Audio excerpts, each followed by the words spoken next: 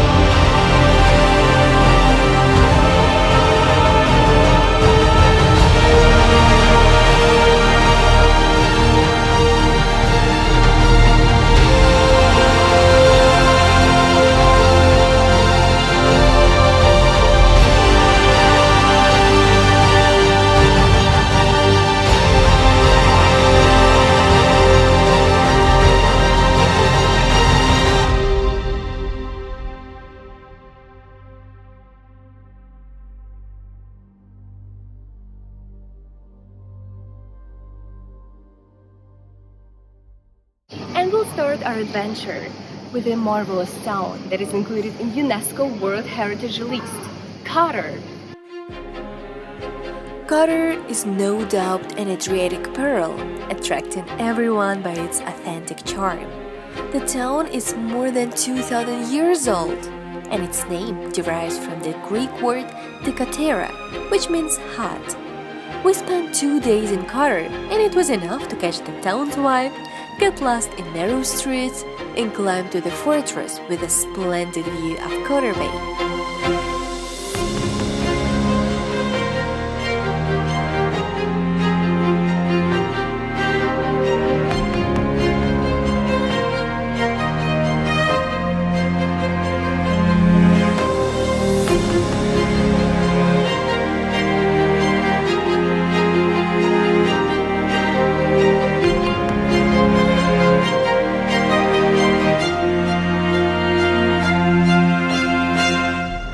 Kotor was ruled by so many empires throughout the centuries.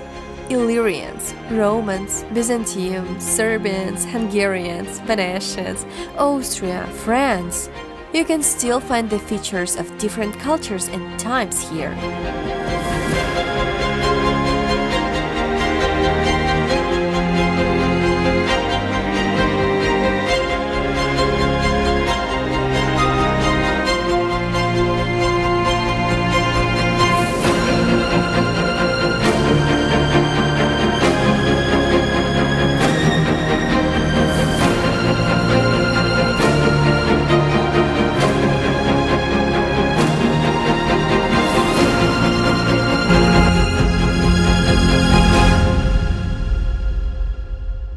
Okay, so now we are standing in front of the first entrance to the Kotor Old Town.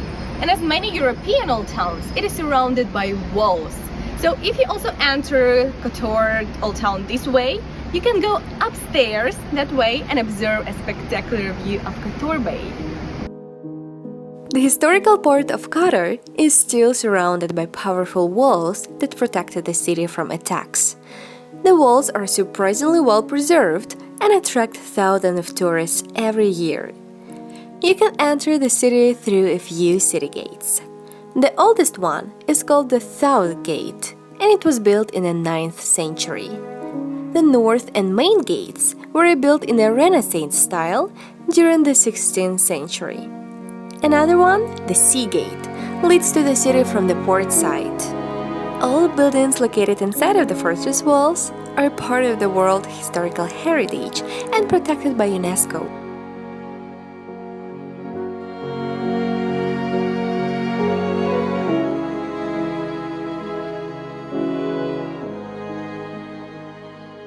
Guys, Kotor reminds me of Italy so much. You know, these narrow streets and restaurants that are serving sliced pizza. And it's not surprising actually, because Kotor was ruled by Venetians for a while. And now I can definitely see their influence.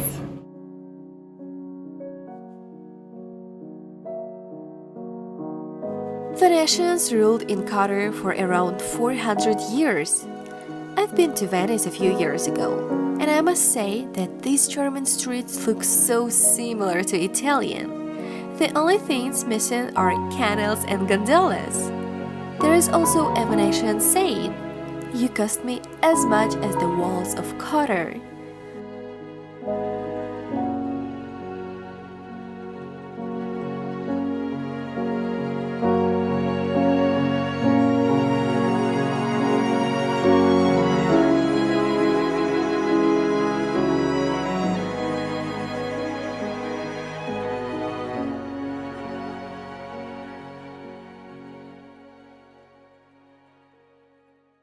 People say that skipping the fortress of St. John in Kotor is the crime. So we decided to give it a try and climb straight to the fortress. The entrance fee is €8 from 8 a.m. till 8 p.m. However, it's only 6:37 a.m. and I'm curious if we can enter the fortress for free.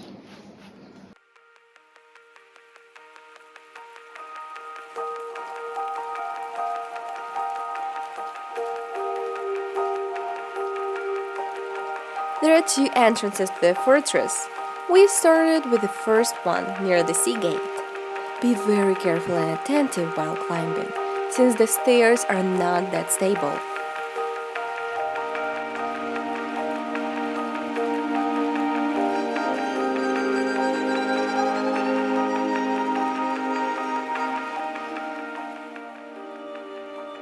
You see, there is nobody here, so I guess we can just, do something like this. And here we go.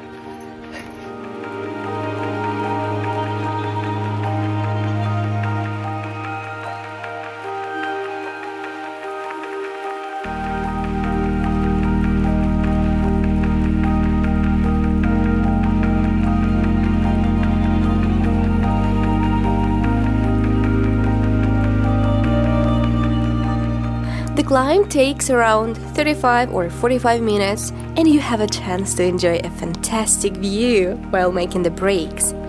As for me, the first stop we made had the best panoramic view. Don't be in a hurry, enjoy every stop on your way. Now we can proceed to the San Giovanni Fortress.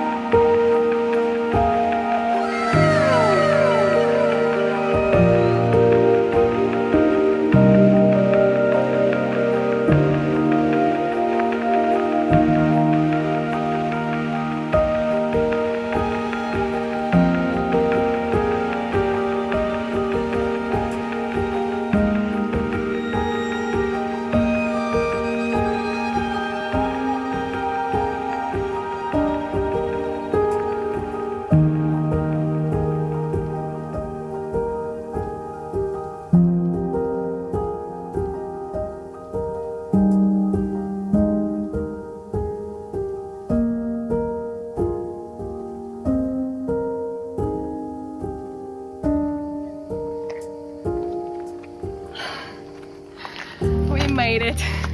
We made it to the highest point of the fortress. Wow. Let's go here.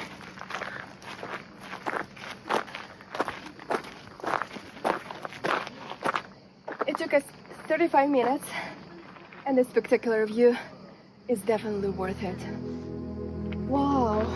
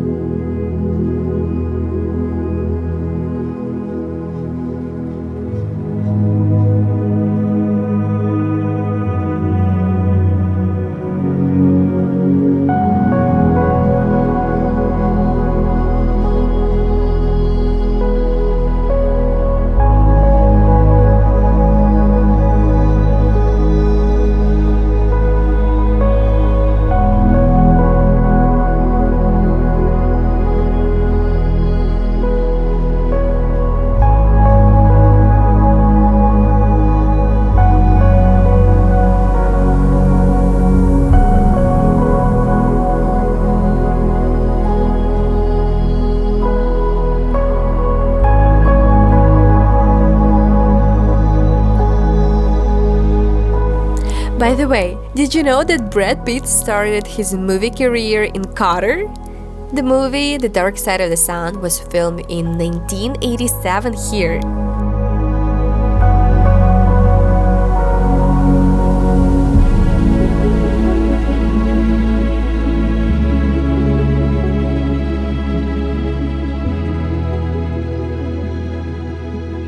There are only two Roman Catholic cathedrals in Montenegro, and one of them is the Cathedral of Saint Tryphon, who was the patron saint in the city.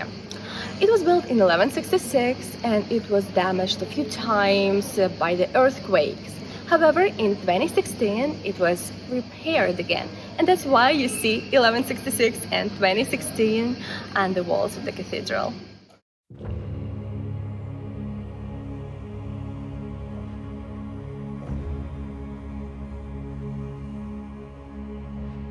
Saint Tryphon Cathedral is the most significant building located in the heart of Kotor Old Town. It was supposed to be built in Dubrovnik, but due to the bad weather conditions, it was built in Kotor.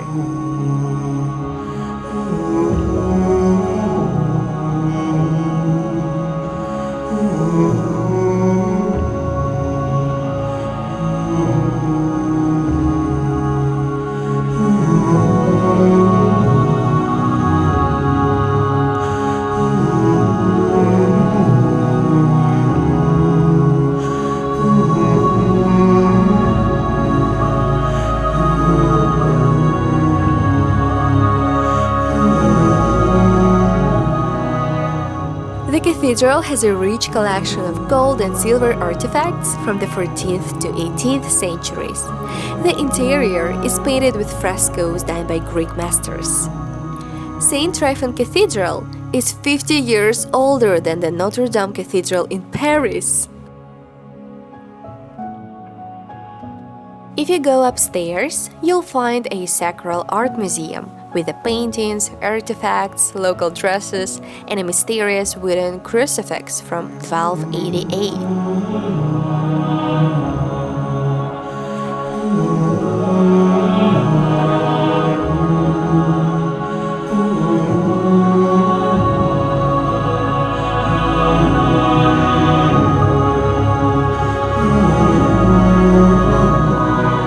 In the reliquary chapel are assorted body parts of saints, including Saint Tryphon, the patron of the town. The upstairs balcony is an excellent place to snap some shots of Kotor.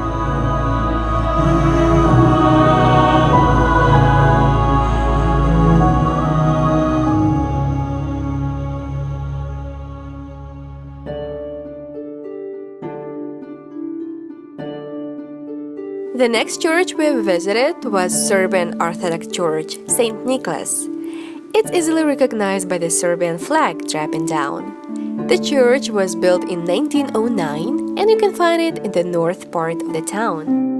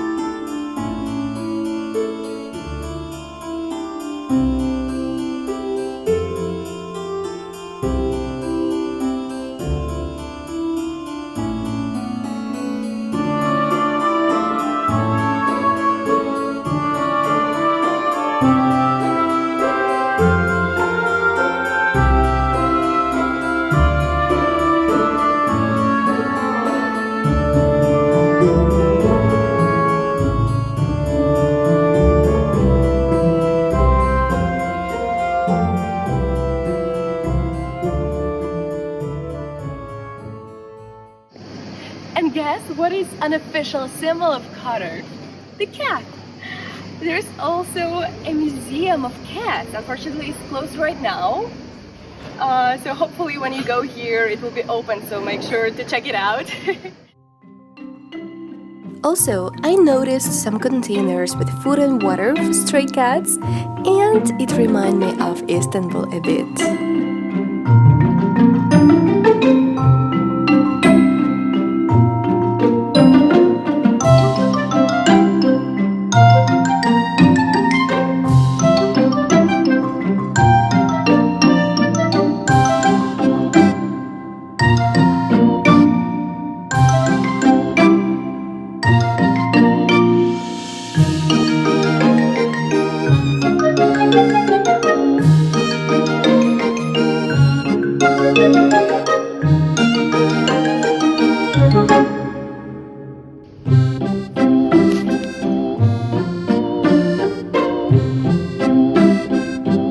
Shops like this are literally everywhere in Kotor. You can buy the bags and t-shirts with cats printed on it. By the way, don't be surprised if you meet a four-legged friend in the shop.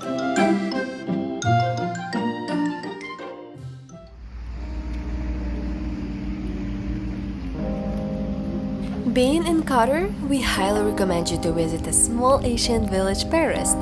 That's what we're gonna do now. You can rent a private speedboat or a yacht for a small group. You'll find it easy to reserve the seats since there are many agencies offering these services. You can also get to Perast by car, but are you sure you want to skip these fabulous views? Montenegro looks even more beautiful from the water. Well, we will be heading to Perast in 20 minutes. And we'll have 1.5 hours there to have lunch, shop, make wonderful photos. And I'm pretty excited to see this wonderful village.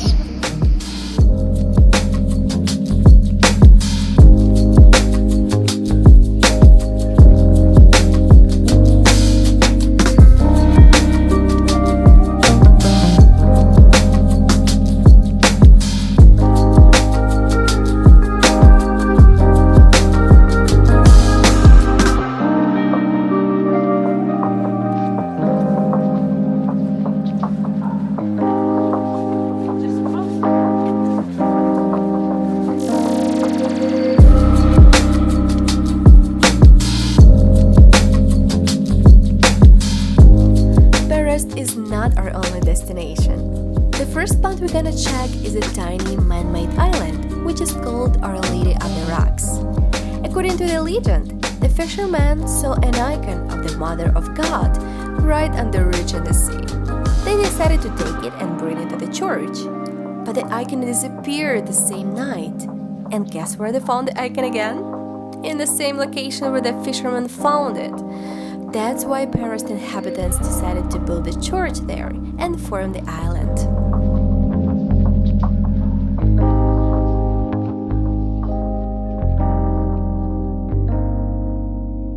Perast is located northwest of Kotor, on the shores of the Kotor Bay. The ancient village delights at first sight. Despite the long years of economic decline, Perast is one of the most beautiful examples of Baroque architecture on the shores of the Adriatic.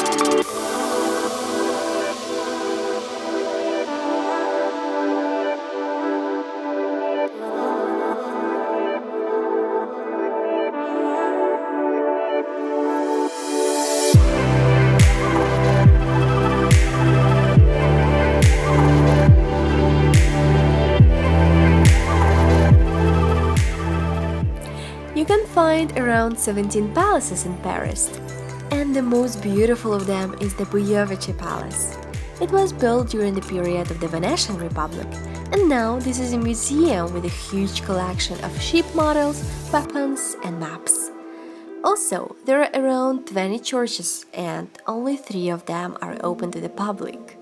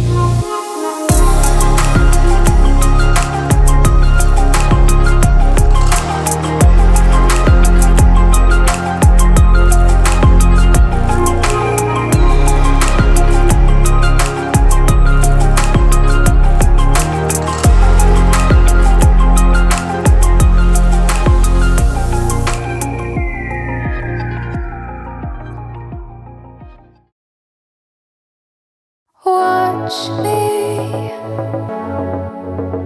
just follow every move. Touch me. Kotor is worth every minute spent here. It's a meeting place for so many cultures. So check the entry rules, book your flight, and enjoy the medieval town feeding the local cats. If you liked the video, we would appreciate your feedback in the comments. Also, do not forget to subscribe and join our next adventures. All we need